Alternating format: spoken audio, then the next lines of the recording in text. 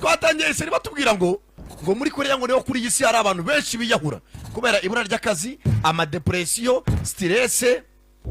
None ngo n'ubundi burwayi bwatenga umuntu agira umujinya wakaruhuka ruko yishe cyangwa yiyahuye. Uyu musore nawe nibwo burwayi arwaye ariko ngutamwiyenje nta kibazo afite.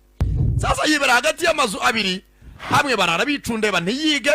ku rundi ruhande bakarara banywera umujyi banasakuza nabwo ntiyige. Wararamo hagati ko bicunda amaniga ari mariga, baza abantu bicundeba urusaku rukarenge kuteri. Nawe unyumvire maniga ahora ku binini kubera ikibazo cy'iki cy'uburakari ajagira. Therapist arambwira ati ugerageza wikontorore hunga abantu bahunga ba muri ghetto yi aho baturanye nabo baramuzonga ko bari batsakuza hano bicundeba maniga kwiga biranga bararamuca amafaranga kwishira ibizamini namwe mu university murabizi ko bicundeba maniga kwiga biranga mirere vare yarabuze arekeye kwicundeba ko ndi ruhande rwanyu cyari byo nibiki ambwiye ko nta baturanye ufite areka nembwa y'inzererezi raho ne gisore cy'ikinyejuru cy'ikizererezi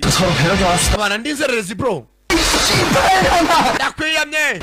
yumva wacu ujye matimba uyu musore ubugwayi burazamuka nakwinyiza kenshi wa musaza none ngo ninzererezi mwana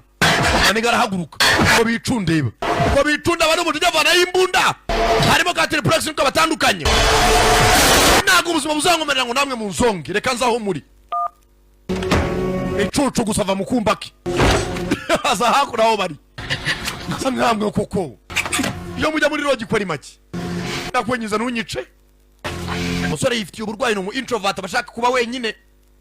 muganga arambwira tugerageza ushaka uburyo utembere ko kuba wenyine bimuha amahoro mwana motel nango zinahenze itorondero me girlfriend kawe hano buri munsi muraza ndati